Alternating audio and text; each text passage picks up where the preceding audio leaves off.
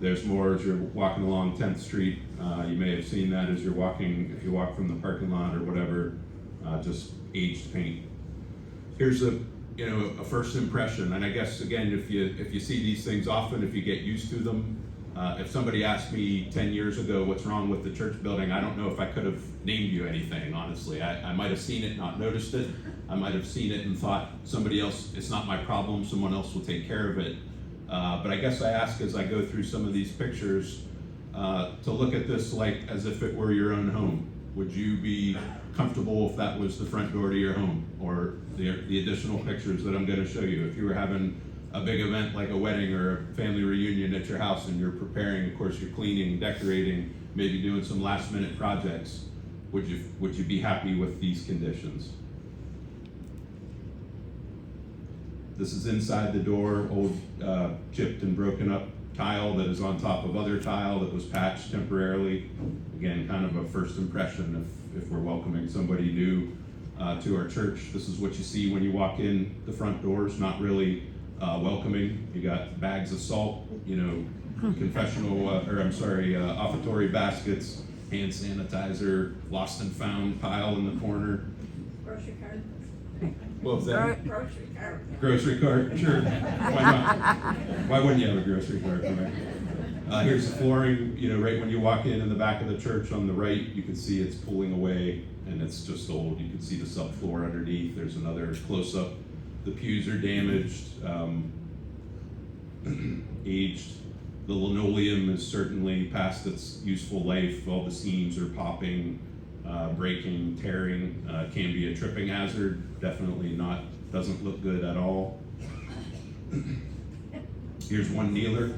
There's a handful like this. I've got lots of pictures of all these things. Flooring kneelers, these aren't just one location, as many of you probably know. This is the worst one I found when I was looking around. In addition, the little white or rubber or plastic feet on the bottom of them are busted off and gone in many cases, which means they're now digging into the linoleum underneath. And I don't know if anybody's been to St. Joseph's in Oil City lately, but their kneelers are amazing. I know kneeling isn't supposed to be comfortable, but it feels like you're kneeling on a cloud at that church, so I think we can do better. Cracks in the plaster are kind of hard to see in a photo. If you sit on St. Mary's side, you're probably aware of this one. It's above the door. There are additional cracks in the doorway that you might not normally be able to see. Excuse me, and that crack does run to the corner and then over to the window and then up along the window. So there's a few places like this where the plaster is cracking. Not easy to see with the naked eye. Definitely doesn't show up well in a photograph, but it is a problem. If you've never noticed this crack, it's right above the altar. So I think I'm told there at times are plaster dust and chips that are falling onto our altar from the old plaster. You can see the dirty old fan in that picture, just something we probably don't need anymore. Doesn't look good. This is above the sacristy on St. Mary's side. It's similar on St. Joseph's side, but the old kind of seam where the doorway used to have a different shape, and there is a crack coming off of that doorway, that old doorway going up towards the corner. Here's a shot of the ceiling again with the fan. You can see the fan, the two vents there that really aren't necessary anymore as part of our heating and air conditioning system. Confessionals are not, ADA compliant. Would have to be difficult, impossible to get in there with a chair, I would think, with a walker as well, and even if you have crutches or something like that, it can't be easy. Very small. I wasn't sure if I should show pictures of the restroom or not, but we all know what this looks like. But I'm just, it's bad. It's feels cold in the winter. I don't know what it's like in the summer. I try not to go in if I can to avoid it. It doesn't smell good. And seriously, if the picture on the right is with the diaper changing station folded down. Imagine having a screaming baby and trying to change a diaper in that case. It's not up to standard at all. So I'm going to walk through the architectural. We've engaged with an architect called LIGO Architects. They've done some work in Franklin and other places. We're really happy with what they've provided so far. They are taking the first look at this part of the project. So the plaster, the paint would be done by others. This is the renovation of the vestibule. So just to walk through these blueprints, what, dark red, we'll call that brick, okay? That's brick walls.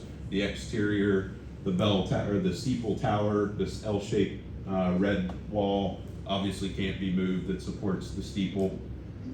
Pretty much everything else can be altered. There is a load-bearing wall that is basically in line with where the double glass doors are when you walk out of the vestibule into the church. But we can still pretty much do whatever. We need to address that with a beam above or whatever. So here's existing. I'll just point out too, the dashed line at the bottom is the edge of the balcony for the choir loft above. Okay. So what the proposed plan at this point looks like is increasing the size of the vestibule considerably. We are moving the wall to where the edge of the choir loft balcony is. So this would be a new full wall. To do that, you would have to remove the last 2 or 3 rows of pews. And then it gives you a lot of room for an ADA compliant restroom would be about 4 or 5 times the size of the current one. And a confessional, again, that's ADA compliant and significantly larger than the ones that we have now. We're talking to the architect about all the details, such as soundproofing of the confessionals and the restroom, carpeting in the confessional, likely tile in the vestibule and restroom. One thing you'll notice that's different is that there aren't side doors anymore leading from the vestibule area into the church. So up top you have the concrete steps, the 3 doors, that all stays the same. If you were to come into the right door, you don't have a door to sneak in that way. Everybody would be coming and going through the main center double doors. So it does leave a little bit of space that would allow for storage, cleaning supplies, or maybe all of that junk that's currently, that I showed in the picture there, lost and found, or whatever shopping cart can go in there. But the vestibule area, just to give you an idea, it's roughly like a 20-foot by 20-foot square. So it's a nice large space, everything new, welcoming, and just more room back there. Just to refresh your memory again, we definitely take out the last 3 rows of pews in order to do this. We're talking about getting those restored pews from St. Stephen's anyways, so the pew spacing could change throughout the church. I don't know for certain, but at any rate, 3 rows would be gone, and then that would be a wall where there's currently just those 2 round posts holding it up. This is a wall with windows of a church, and I can't remember where this is. Father, do you know where this is? I think it's in Scranton. Scranton. We think it's in Scranton. There's a company that saves and restores and advertises this kind of stuff, so this is available. We could potentially get this shipped here and installed as the new back wall of our church. Some changes could be made to it. For example, we've got some options with what kind of glass we might put in place there, stained glass or frosted glass, whatever. I don't know what that'll look like. We have some options.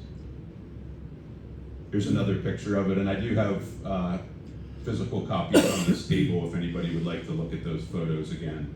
Looks like rippled glass on it already. Yeah. We'd have to see what that looks like and if the glass, were damaged in transport or anything. This is just it's hard to put this kind of stuff together. Hopefully it helps our imagination, but this is what it sort of would look like with that new woodwork installed in the back of the church and a solid wall there where the choir loft is now. Moving on to the decorative painting, and I guess, we wanted to have as many images as we can. There's some great ones on the boards up here. Artist renditions, typically don't do it justice. We have some photographs too of similar work in other churches, but what we're proposing, what we're looking at with New Guild Studios is who we've been talking to about this. The ceiling would be painted a dark blue like the night sky with kind of gold stars on it.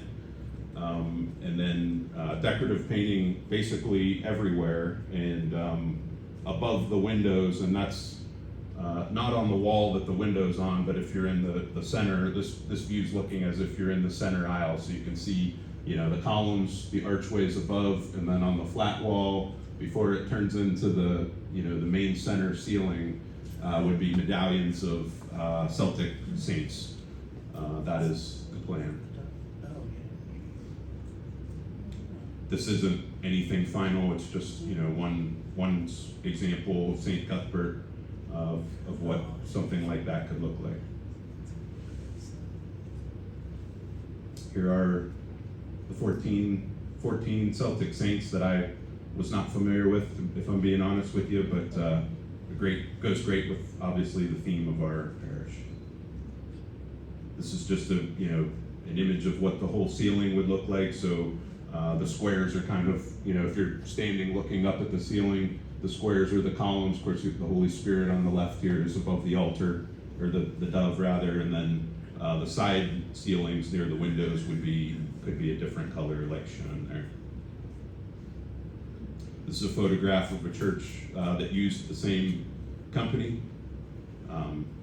Beautiful photo. I can pull these up as we're talking afterwards if anybody wants to come up and have a closer look, but you can kind of see the ceiling that we talked about with the blue and the stars, the paintings rather of the saints above, up high.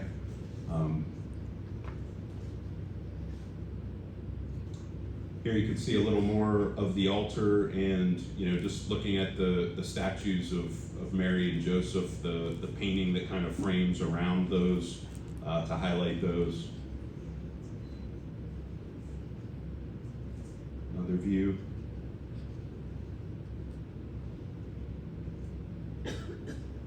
And this is the artist's rendition of what St. Patrick's could look like. This isn't 100% finalized. We've had some discussions about whether or not the columns, which are wood, could be stripped down to the wood and stained, or whether they need to be painted. There's some unknowns that we still need to determine. Father, anything at all you want to add about any of these, or you good? Do you want to say something? Only if you think I'm missing anything important on this part. No. Okay. I don't think so. The one thing I mentioned is like right here, the image that you have in the back is the vine and the branches. The figures, the prominent standing figures are Moses and Elijah. They appeared alongside Jesus on the Mount of Transfiguration, talking to him about his upcoming Exodus, his passion, death, and crucifixion. So the whole idea is that the cross is the tree of life, and Jesus, I'm the vine, you are the branches, and that so the cross is the source of life, and on the branches are the 12 apostles, and they're holding scrolls, different things. So their teaching is life-giving, all right? Salvation comes through Christ. He's the eternal word, and they proclaim that word faithfully throughout the centuries. So that's what we're seeing here.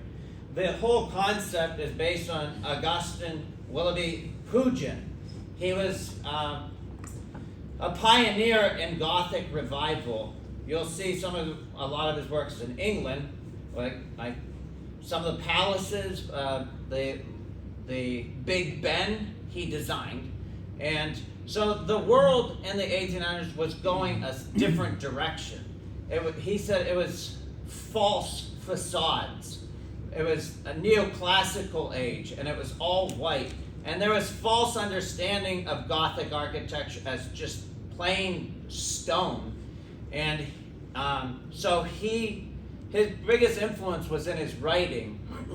And so he talks about how color, rich, vibrant, beautiful color, bold colors, are really characteristic of Gothic architecture. He didn't call it Gothic architecture, he called it Christian architecture.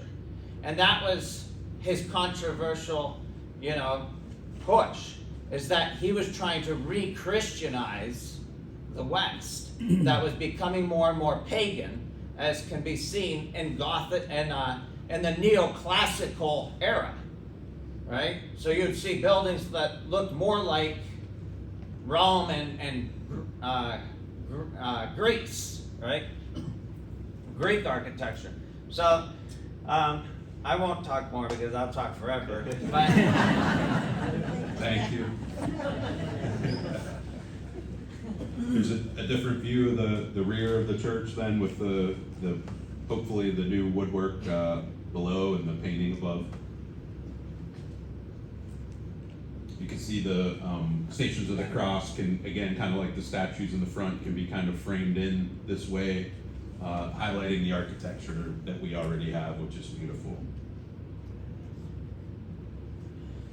Great.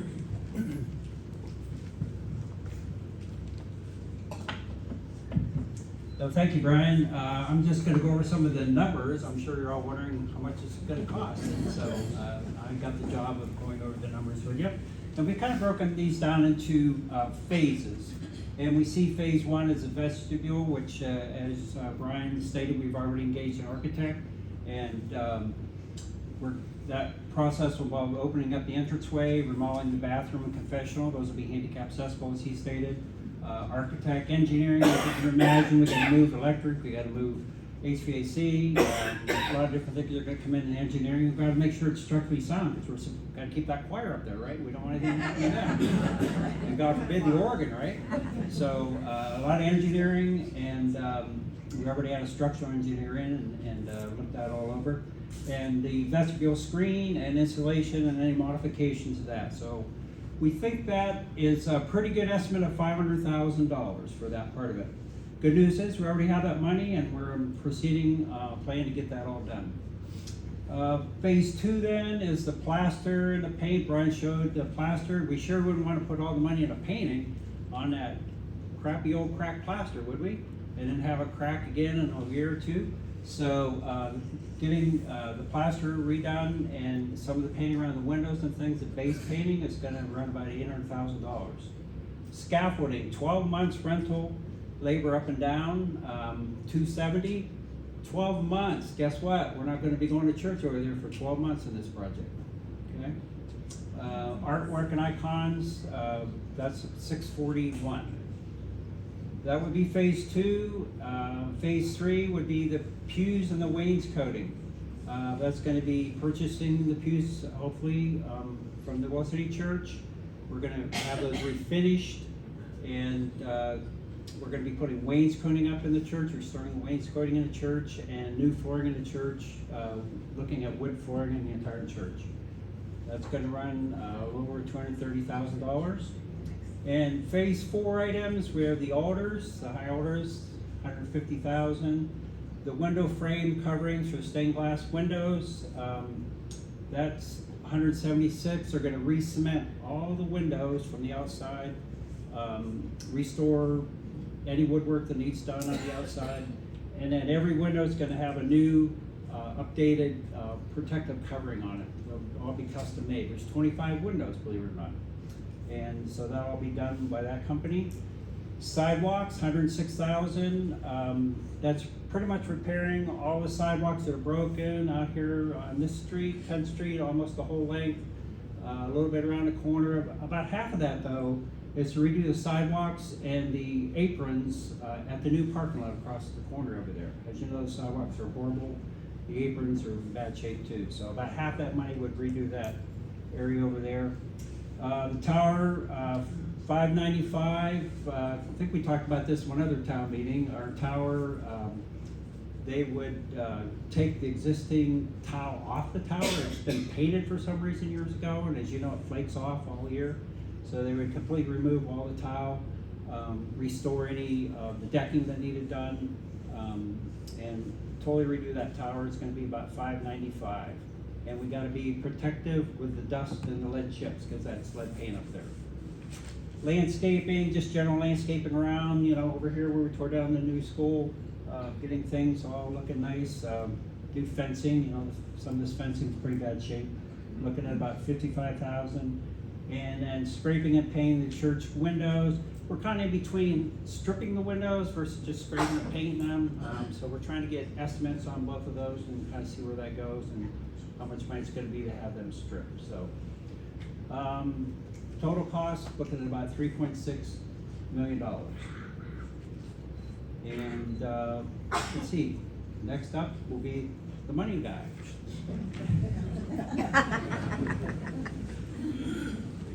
Thank you, Rick.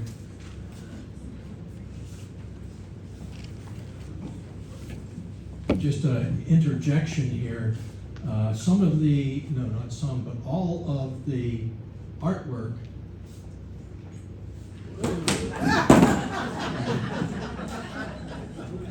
my nickname at home when I was growing up was Grace. The artwork is going to be like this one up here, the ones on the side here and that. Those are available to be memorialized for a fee. So we can talk about that if you want to memorialize something. So I'm going to turn this over to Chris, and then I'll finish up. So, good evening, everyone. And as Rick touched on, we do have some funds available to start the project based on the generosity of the parishioners. So currently, there's 2 accounts set aside for the beautification and restoration of the church. We have a general church account that has $550,522 in it currently. And to her generous bequest, there is funds that Jean Bajorek left that can be used for the restoration of the church, and there's $179,576 in that account. So those 2 accounts have $730,099 that could go towards the start of this restoration project. And there's also about $58,000 in another church account. So about $788,085 is available to start to go towards that $3.6 million. And those monies are invested in money markets, so there's no market fluctuation that's going to happen with that money that's available for this first phase. So, the other thing I wanted to mention is that we have a youth account, several youth accounts. We have a cemetery account, we have a food pantry account, we have an operating account, and we have a scholarship account. None of those monies are going to be touched for this capital campaign. Those are set aside for those reasons and those projects, so we're not going to touch any of that money. So, and there are other accounts that we have. We have a long-term investment account that Father insisted we set up when he came here. That's for way down the road, and that's invested in the market, and that's how much, Chris? It's $323,203. So, Father says we need a minimum of $1 million, but we're getting there. And then we also have monies invested for the cemetery, for the youth account, for the food pantry, for long-term investment also with Chris at Edward Jones, as well as the checking accounts that we have here. So we feel that all those are fairly sufficiently funded right now, with the exception of the long-term account. I would agree. Okay. Next.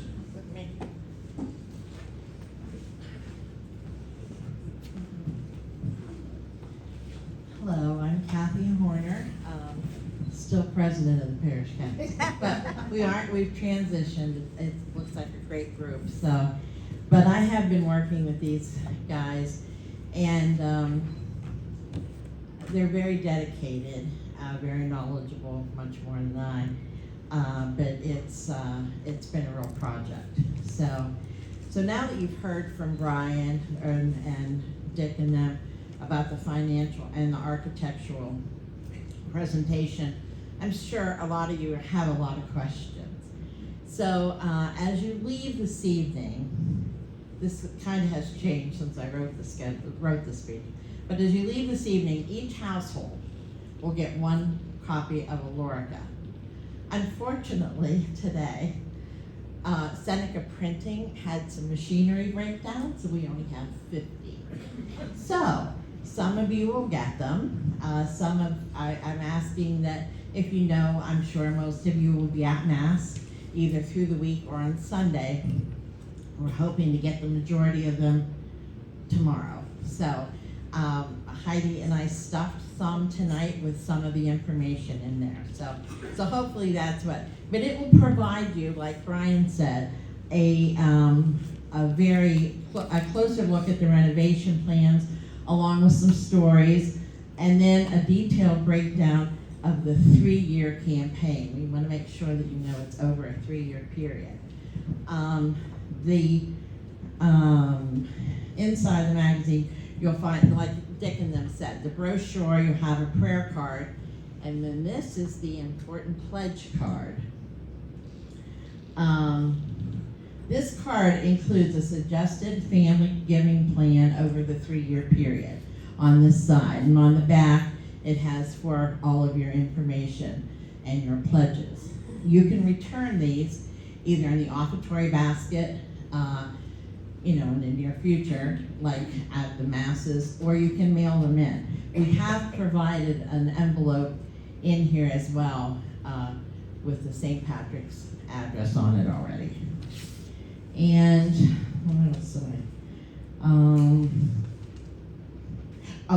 We'll also at the table when you leave, we're not only are you guys getting the Lorcas, but we're hoping that you have it. We're going to have you fill out a sign-up sheet for any extra copies that you would like to send to friends, family, alumni, people that you know have been here that might be interested in helping out with the supporting our event, or our efforts event.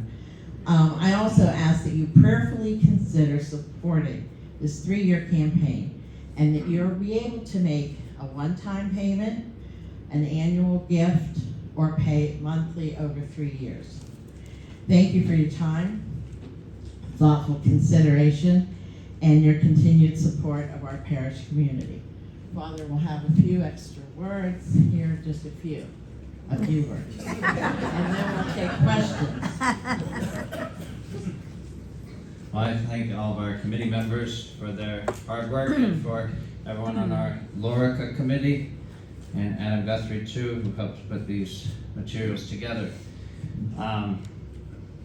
When I looked at all the stuff put together, these campaigns cost a lot of money. Like, if you paid someone to do this stuff, it costs beaucoup bucks.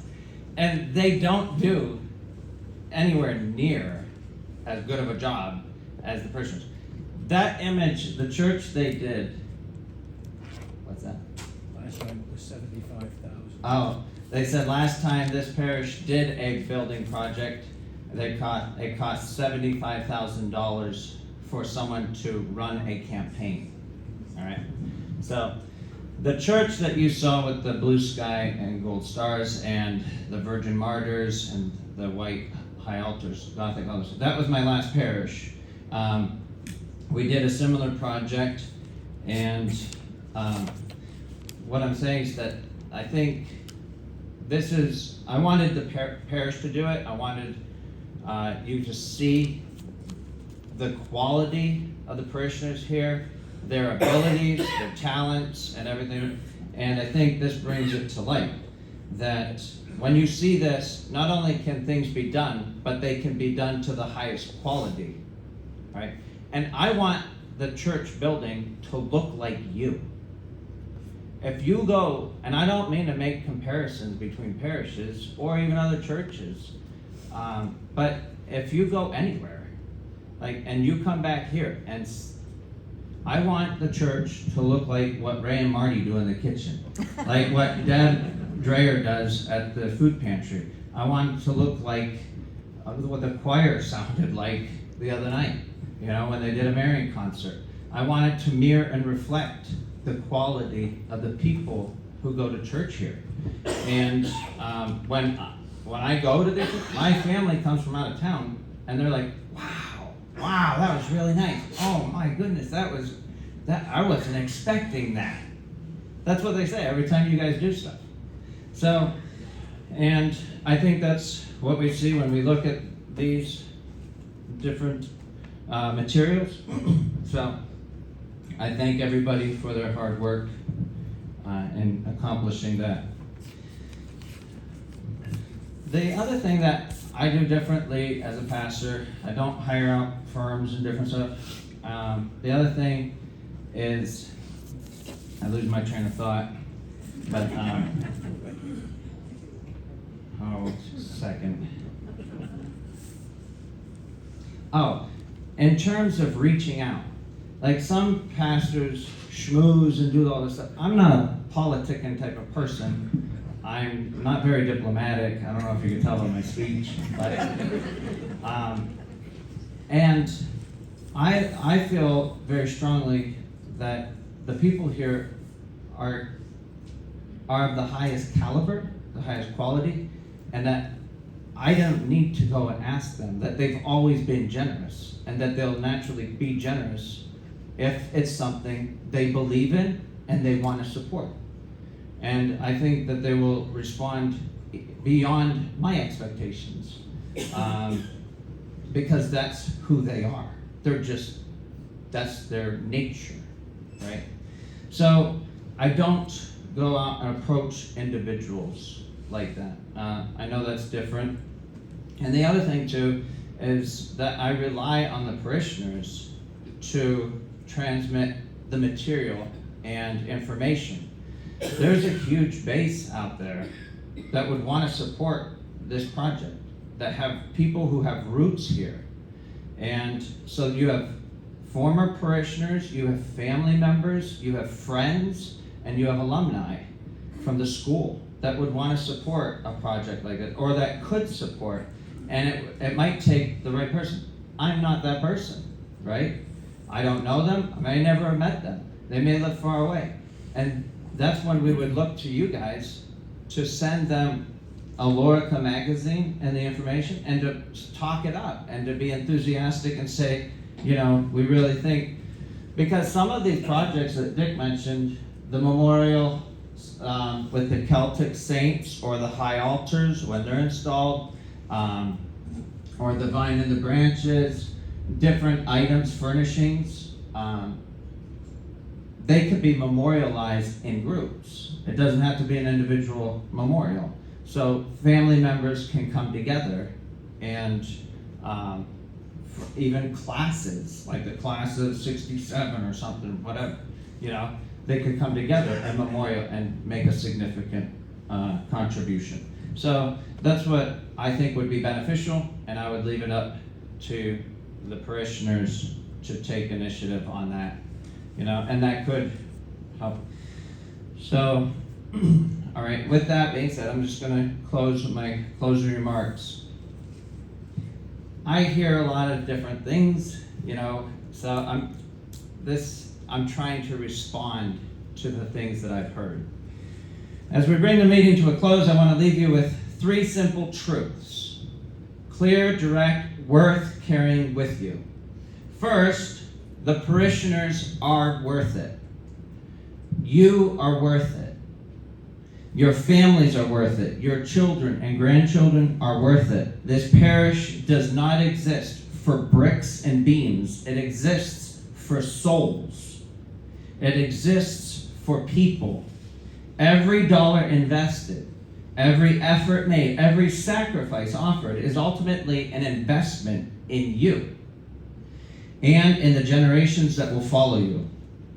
Consider how when a parent labors to purchase a home, their heart isn't fixed on walls and a roof, but on the life that unfolds within it. The laughter at the table, the prayers at the bedside, the quiet growth of love that turns a house into a home. Or when they sacrifice for education, they don't cherish the books for their own sake. I take a sidetrack, but I burnt some of the books that I used. I was like, I don't want anyone else to use this stuff. I didn't agree with some of the stuff. That's why I still have the faith. No, I'm just kidding. So, when they sacrifice for education, they don't cherish the books for their own sake, but for the mind that is awakened, the character that is formed, the future that is opened before their child. So to here, what we build and restore is not simply a structure, but a dwelling place for grace, where souls are nourished, strengthened, gently guided toward God. Where that relationship with God is strengthened, nourished, sustained. In this way, every gift becomes an act of love, an effort for a greater good, namely the propagation of the faith, the salvation of souls. Second, the parish is worth it. For generations, this parish has been a source of giving, not taking. It has quietly, faithfully supported Catholic education at a great cost. I never knew, even as a priest, for 20 years, I've never known. I saw the sacrifice my parents made. I did not know how much parishes subsidize Catholic education until I came here. To hundreds of thousands of dollars annually, millions of dollars over the year. So this parish, that's the other thing. People will want to give, will want to support this because the parish did an extraordinary amount for them. Some of those people in Boston, in New York, in Washington, in Colorado, in Oklahoma, they have really great, bright futures, jobs and stuff, and they owe, a lot to this community, not to the church, but so I think they'll want to give, support that, say thank you.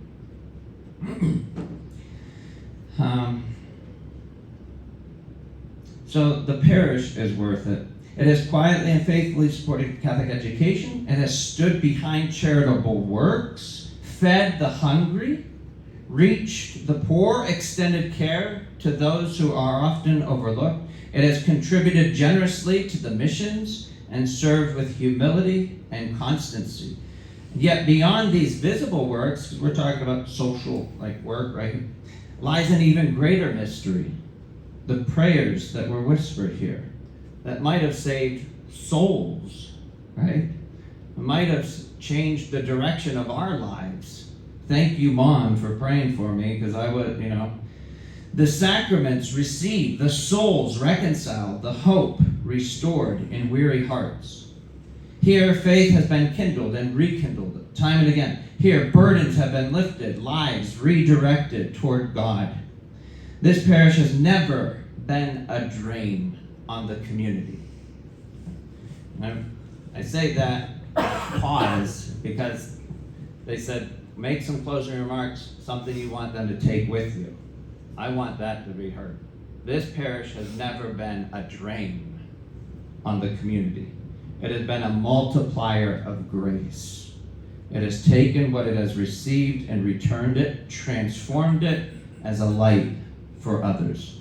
That kind of legacy, both seen and unseen, and I'll say that because, I was at St. Michael's for my first assignment, and there were these kids that would come into school and they stunk, and I went to their houses. They couldn't take a bath because it was full of stuff.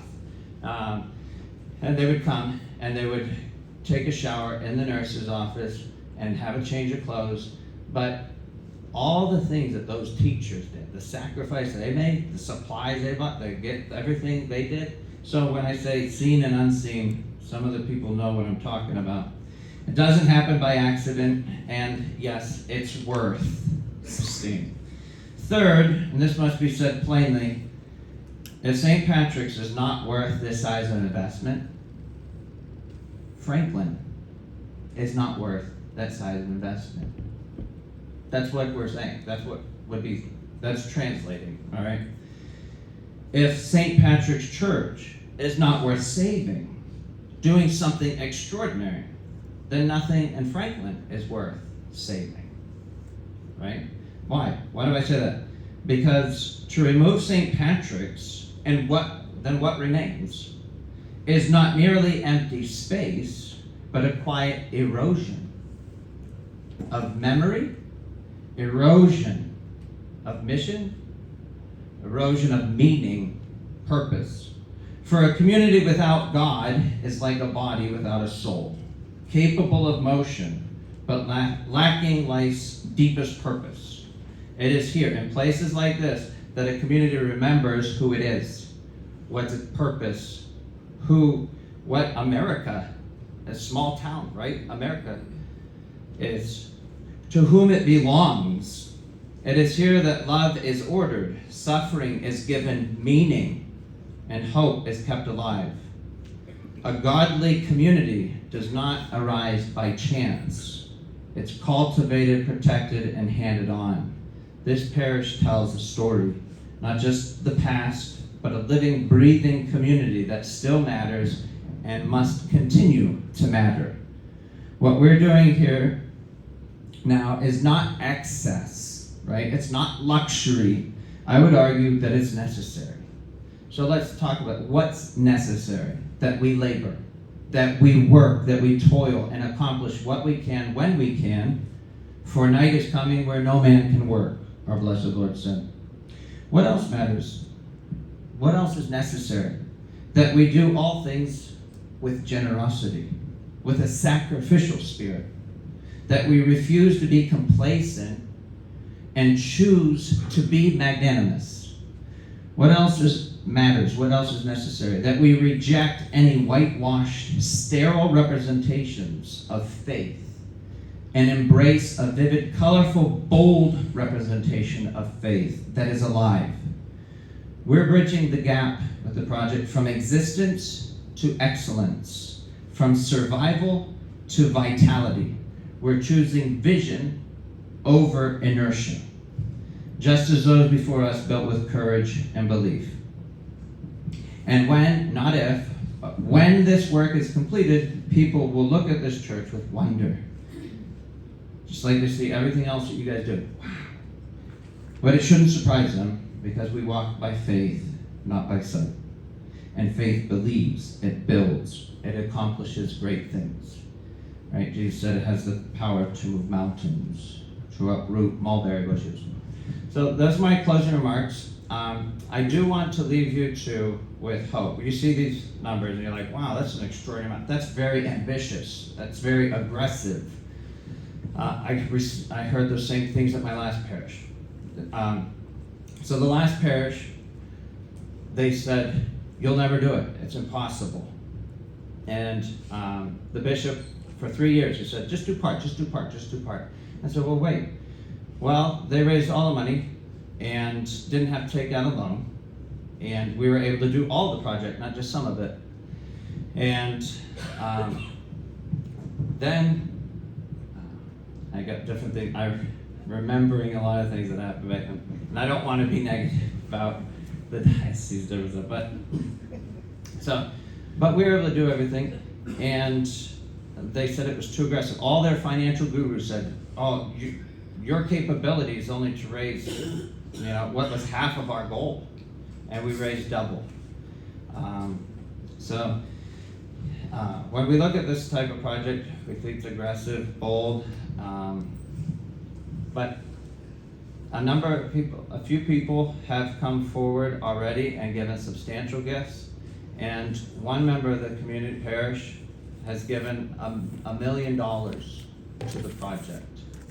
Why do I share that with you?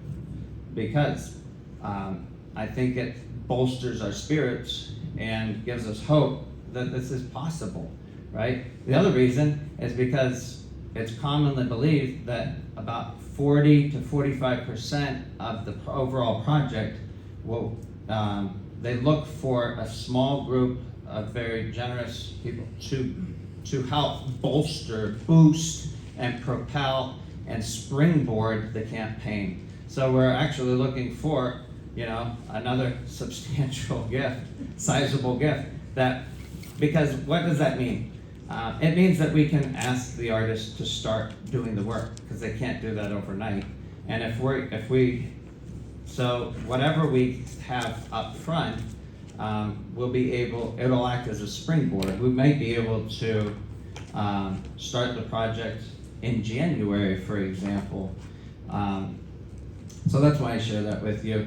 I've made a substantial gift, and I only say that. I'm not going to tell you the dollar amount or stuff, but because I want you guys to know that I'm invested. I don't ask people to do anything that I'm not willing to do, and but I think it's worth it. I think the church is worth it. I think the church mission's worth it. I think you'll see that in the Lorica magazine. This is bigger than just our church. Look around you. Look around the culture, society.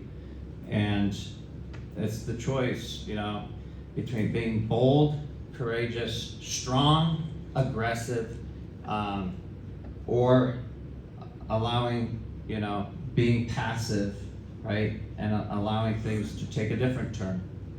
So it's the soul of our community, and I would say the soul of America, because that's what the small towns are, right? So that concludes my remarks for this evening. I thank you guys for coming, and we will open it up for questions and concerns, criticisms, anything, comment. Jim?